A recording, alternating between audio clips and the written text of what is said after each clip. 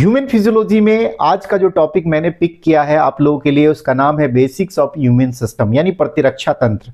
Immune system का एक एक कंपोनेंट, एक एक प्रॉब्लम्स, एक एक की बायो बेसिक टर्म्स जो है मैं इस वीडियो में डिस्कस करने वाला हूं और आपको पूरा का पूरा क्लैरिटी होगा, चाहे टी सेल हो, बी सेल हो, मैक्रोफेज हो, इंटरफेरोन हो, साइटोकाइन हो, या इनेट या एक्वायर्ड इम्यूनिटी हो, या इम्यूनिटी ही समझ में नहीं आता। बहुत बार टर्म आता है इन्फ्लामेशन, वो समझ में नहीं आता। आप लिम्फॉइड ऑर्गन को नहीं समझ पाते हो तो ये वीडियो मैं आपको डेडिकेट कर रहा हूं। शुरू से लेकर अंत तक इस वीडियो में बने रहिए। इस वीडियो लेक्चर के बाद आप कोई भी रेफरेंस बुक पढ़ोगे ना, एग्जैक्टली आपको समझ में आने वाला है और कोई भी एरर नहीं होगा, चाहे कोई भी एग्जाम आप दे रहे हो। तो चलिए इस वीडियो को स्टार्ट करते हैं और प्रतिरक्षा तंत्र यानी कि इम्यून सिस्टम को समझने की कोशिश करते हैं। तो कोई भी सिस्टम, जैसे आपने देखा digestive system, excretory system, nervous system, उसके बाद आपने देखा लिम्फेटिक सिस्टम, कोई भी सिस्टम अगर आप देखोगे तो किस चीज से मिलकर बना होता है। अगर सिस्टम की बात करें तो स्टार्ट सब होता है सेल से। सेल आपस में मिलके क्या बनाते हैं, टिश्यू बनाते हैं। टिश्यू जो है आपस में मिलके ऑर्गन, और ऑर्गन क्या बनाते हैं, बहुत सारे मिलके ऑर्गन सिस्टम बनाते हैं। और इस ऑर्गन सिस्टम में जो सिस्टम लिया है वो कौन सा है, आपका इम्यून सिस्टम। इसका मतलब ये भी सेल से मिलके बने होंगे, टिश्यू से मिलके बना होगा, ऑर्गन से और ऑर्गन सिस्टम से। तो व्हाइट बोर्ड पे पहले से लिख रखा है इम्यून सिस्टम। तो देखिए इम्यून सिस्टम पे यहाँ पे क्या है, cells plus tissue plus organs. तो यहां पे जो डिस्कस करने वाला है बेसिक में वो क्या है, ऑर्गन्स। इसके ऊपर जो है क्वेश्चन आता है। तो ऑर्गन्स का दो कैटेगरी है, एक को कहते हैं प्राइमरी लिम्फॉइड ऑर्गन्स और दूसरा कैटेगरी है आपका secondary lymphoid organs. Primary lymphoid organs में आपका पहले नंबर पे आएगा बोन मैरो। इसको याद रखेंगे, बोन मैरो तो काफी सुना होगा, हर एक बार क्वेश्चन रह ही जाता है। अगर जीएस पेपर भी है आपका, यूपीएससी वगैरह में भी आप देखेंगे इस तरह के क्वेश्चन जो है पूछ लिया जाता है, या जनरल कॉम्पिटिशन में भी आपको जो है पूछ लिया जाएगा साइंस से क्वेश्चन, स्पेशली बायोलॉजी से। तो प्राइमरी लिम्फॉइड ऑर्गन अगर आपसे पूछे कौन है तो आपको बताना है बोन मैरो, और दूसरा आपने सुन रखा होगा थाइमस, है ना। जो थाइमस है ना, थाइमस ग्लैंड, उसी की बात कर रहा हूं मैं, थाइमस। तो ये थाइमस और बोन मैरो ये क्या होंगे, प्राइमरी लिम्फॉइड ऑर्गन। तो ये पहली बात क्लियर हो गया। दूसरा क्या हो गया, सेकेंडरी लिम्फॉइड ऑर्गन किसको कहेंगे। तो इसमें मैं चार को यहां पे डाला हूं बेसिक्स में। एक है आपका स्प्लीन, दूसरा है आपका लिम्फ नोड, तीसरा है आपका टॉन्सिल और चौथा है माउंट। अब MALT क्या है इसको समझ लीजिए। तो इसको मैं लिख देता हूं, इसका नाम होगा म्यूकोसा एसोसिएटेड। तो यहां पे लिख दिया एसोसिएटेड लिम्फॉइड। तो यहां पे लिख देता हूं लिम्फॉइड और organ, sorry lymphoid tissue. T से क्या होगा, टिश्यू। अब कहोगे सर यहां पे टिश्यू क्यों दी दी है, तो टिश्यू ही मिलकर तो ऑर्गन बनाएगा, ठीक है। अब सबका बेसिक्स बात कर रहे हैं तो एक एक फंक्शन होना तो बहुत जरूरी है। तो यहां पे फंक्शन देख लेते हैं। तो प्राइमरी लिम्फॉइड ऑर्गन में बोन मैरो जो है, इसमें आपको याद रखना है कि all blood cells are formed. यहां पे लिखेंगे all blood cells are formed. सारे के सारे ब्लड सेल्स जो है इसमें क्या होते हैं, फॉर्म्ड। जैसे कि आपका कौन सा हो गया, आरबीसीज कह लो या डब्ल्यूबीसी, जो भी सेल्स हैं सारे के सारे यहां पे फॉर्म्ड हो जाएंगे। क्लियर हो गई बात। अब यहां पे इंक्लूडिंग आरबीसी, इसके अलावा कौन कौन से और होंगे, तो बी लिम्फोसाइट्स और यहां पे दूसरा होगा टी लिम्फोसाइट। हम इसका बात करेंगे, डेफिनेशन भी देंगे, इसको पहले समझ लीजिए, B lymphocyte and T lymphocytes. तो ये भी सेल जो है, ये भी सेल कहां पे प्रोड्यूस होते हैं, ये बोन मैरो में प्रोड्यूस होते हैं। इसमें से जो आपका टी लिम्फोसाइट्स है ये यहाँ पे इमेच्योर रहता है। तो ये क्या रहता है, इमेच्योर रहेगा। ये बेसिक में याद रखेंगे आप। और इसके मैच्योरेशन के लिए कहाँ चला जाता है, यहाँ पे थाइमस में।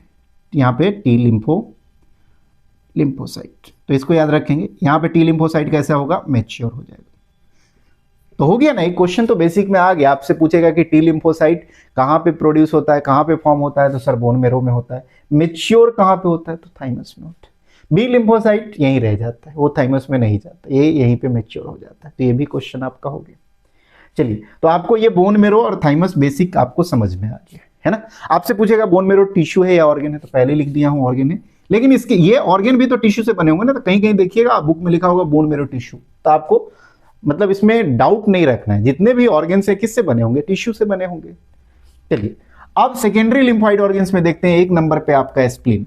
तो स्प्लीन का जो प्राइमरी फंक्शन है वो आपने क्या देखा है, तो ये फिल्टर करता है किसको, ब्लड को। तो यहाँ पे एक में लिख लेंगे, ये फिल्टर्स करेगा किसको, फिल्टर्स ब्लड को। तो ये क्वेश्चन पूछा जाता है कि ब्लड फिल्ट्रेशन का काम कौन करता है, तो ये करता है। इसके अंदर क्या होते हैं, तो इम्यून सेल्स होते हैं। इसके अंदर क्या होंगे, इम्यून सेल्स होंगे, इम्यून सेल्स होंगे, इसको याद रखेंगे।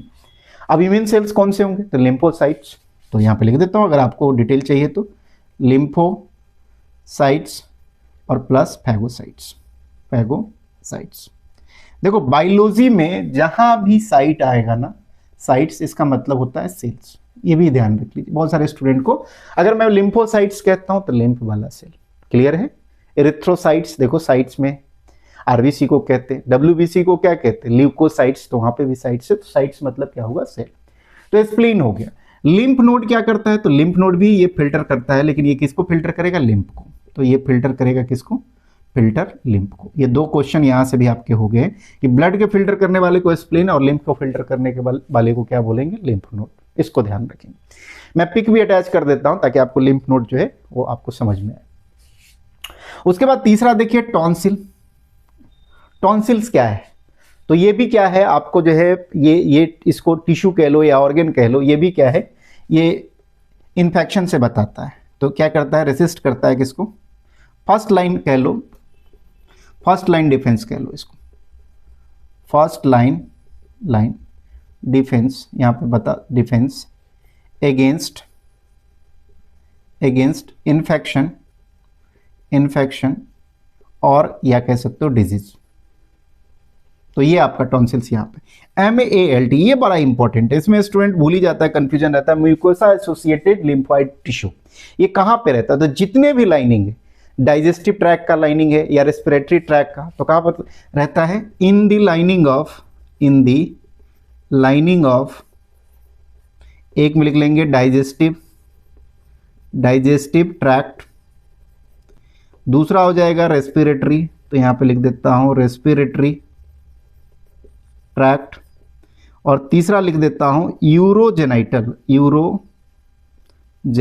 ट्रैक्ट। ट्रैक मतलब क्या होता है, एक पटरी सा रास्ता जो है, पटरी। इसमें इसके लाइनिंग में कौन प्रेजेंट रहता है, MALT, और ये 50% होता है। MALT क्या होता है, MALT 50% of all lymphoid tissue, इसको याद रखेंगे। तो ये आपका पूरा का पूरा जो है ऑर्गन के ऊपर कॉन्सेप्ट रहा है।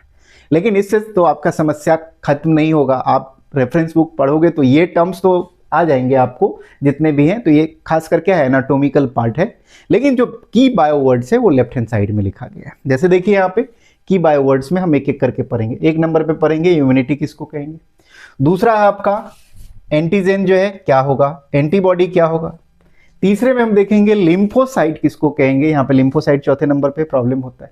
फिर बी सेल टी सेल, तो यहाँ पे बी सेल भी है टी सेल भी है।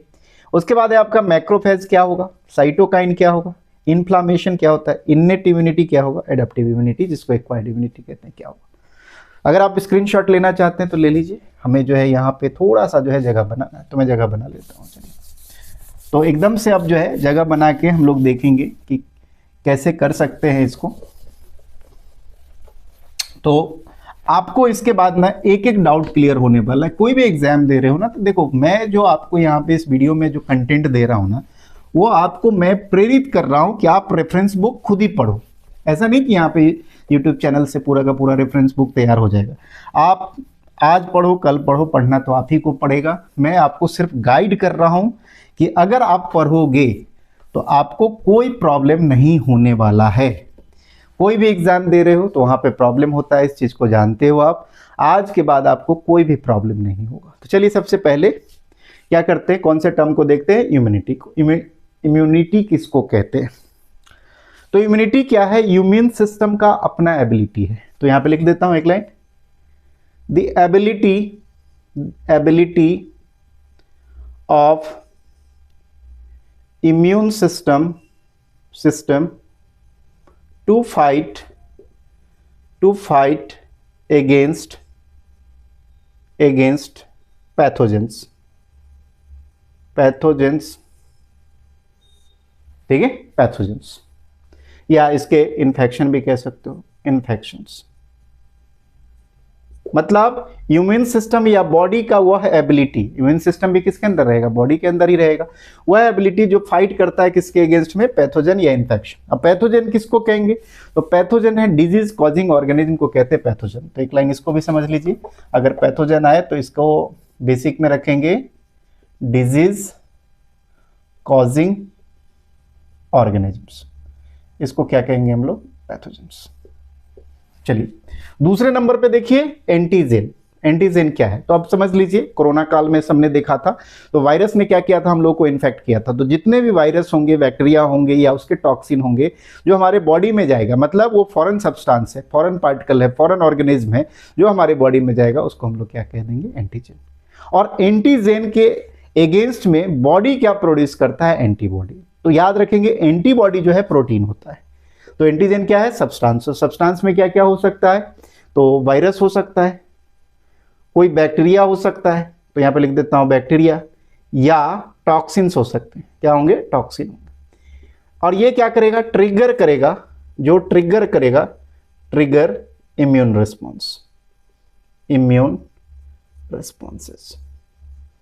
तो एक ऐसा सब्सटेंस, एक ऐसा ऑर्गेनिज्म जो ट्रिगर करता है किसको, इम्यून रिस्पॉन्सेस को, उसको क्या कहते हैं, एंटीजन। और एंटीजन के अगेंस्ट में क्या होगा, a protein produced against antigens. ठीक है, एंटीजन के अगेंस्ट में जो प्रोड्यूस होगा प्रोटीन, उसको क्या कहेंगे, एंटीबॉडी। तो इतना क्लियर हो गया। अब देखिए लिम्फोसाइट किसको कहेंगे, यहां पे आ जाता है लिम्फोसाइट। अभी बताया साइट मतलब सेल होता है, तो लिम्फोसाइट क्या है, टाइप ऑफ डब्ल्यूबीसी, इसके ब्रैकेट में डाल दिया गया है कॉन्सेप्ट को, अ टाइप ऑफ डब्ल्यूबीसी। तो मतलब डब्ल्यूबीसी का ही टाइप है, अ टाइप ऑफ डब्ल्यूबीसी, यानी white blood cells.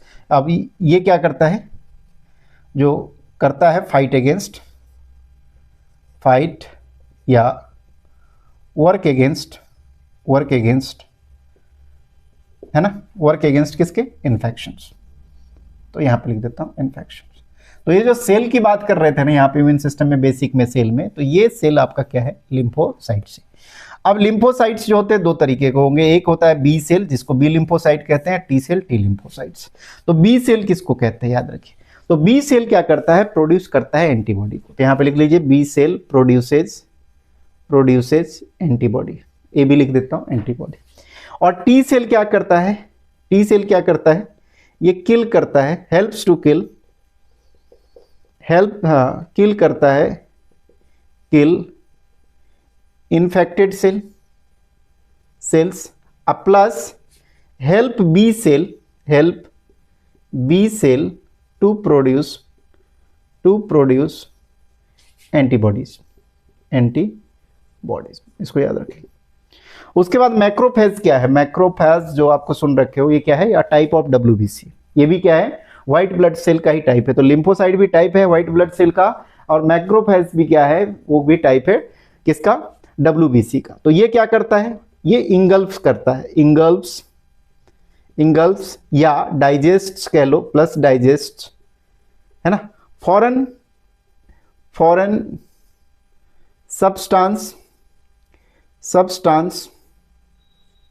Substances and micro organisms को भी, और क्या किसको कहता है, माइक्रो ऑर्गेनिजम्स को। तो इस दोनों में अंतर जरूर रखिएगा, लिम्फोसाइट्स में और मैक्रोफेज। मैक्रोफेज इंगल्फ करता है, मतलब उसको निगल जाता है, और निगलने के बाद क्या करता है, उसको डाइजेस्ट करता है, एंजाइम्स का सिक्रेशन करके उसको तोड़ता है, उसको किल करता है, वो मैक्रोफेज। उसके बाद ये देखिए साइटोकाइन। तो साइटोकाइन क्या है, a type of chemical signals है ड्यूरिंग इन्फ्लामेशन। अब इन्फ्लामेशन क्या होता है उसको देख लीजिए, यहां पे इन्फ्लामेशन लिखा हुआ है। इन्फ्लामेशन क्या होता है, a response to tissue damage और इन्फेक्शन। यहां पे लिख दिया इन्फेक्शन, टिश्यू डैमेज और इन्फेक्शन, मतलब कहीं पे भी टिश्यू डैमेज हो या टिश्यू में संक्रमित हो जाए टिश्यू, उसके अगेंस्ट में क्या होता है, इन्फ्लामेशन। और इन्फ्लामेशन कैसे आप देखोगे, कैसे पता चलता है कि इन्फ्लामेशन हो गया, तो उस एरिया में देखेंगे रेडनेस हो जाएगा, स्वेलिंग होगा, इसका पहचान है, और पेन होगा, दर्द होगा। तो आप मिला जुला कह सकते हो इन्फ्लामेशन मतलब क्या, सूजन, इसको भी याद रख सकते हैं। तो इन्फ्लामेशन भी आपका हो गया। फाइनली देखिए दो टर्म है आपका, इनेट इम्यूनिटी। तो यहाँ पे देखिए इम्यूनिटी पढ़ा है उसी का टाइप, और दूसरा है एडेप्टिव। एडेप्टिव को एक्वायर्ड भी कहते हैं, तो ये समझ लीजिएगा एक्वायर्ड। अब ये लास्ट है बेसिक, तो अच्छे से समझ लीजिए, एक्वायर्ड भी कहते हैं। इनेट इम्यूनिटी किसको कहेंगे? इनेट इम्यूनिटी का मतलब होता है एक ऐसा इम्यूनिटी जो आपको बाय बर्थ मिला हुआ है, मतलब वो नॉन स्पेसिफिक होगा।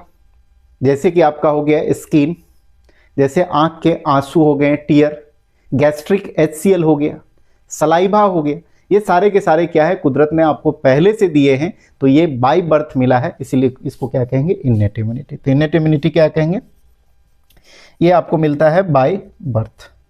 कौन कौन सा है एग्जाम्पल के लिए देखिए, जैसे स्किन हो गया, गैस्ट्रिक HCl, उसके बाद क्या है आपका, सलाइवा है, टीयर है, ETC। तो ये सारे के सारे क्या है आपके इनेट इम्यूनिटी। तो इनेट इम्यूनिटी कैसे होंगे, स्पेसिफिक कि नॉन स्पेसिफिक? तो नॉन स्पेसिफिक, मतलब किसी के अगेंस्ट में। देखो ना, कोई भी इन्फेक्शन आएगा तो स्किन रोकेगा ना, तो ये स्पेसिफिक तो नहीं हुआ ना कि फलाने के लिए फलाना चाहिए, पर्टिकुलर चाहिए, ऐसा तो नहीं हो रहा है। तो ये क्या है, नॉन स्पेसिफिक।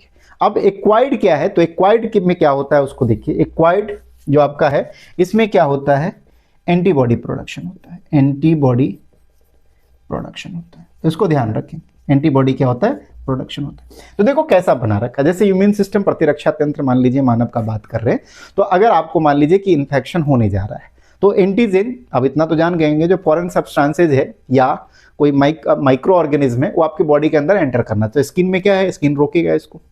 अब मान लो कि स्किन को किसी तरीके से भेद दिया, वहां पे कट हो गया, इन्फ्लामेशन हो गया, इंजरी हो गया, वो भेद दिया। अब भेदने के बाद जब अंदर चले गया, तब आपका इम्यून सिस्टम एक्टिवेट हो जाएगा। तब कौन सा काम करेगा, वो बाय बर्थ वाला काम नहीं करेगा, वो तो बाईपास हो गया।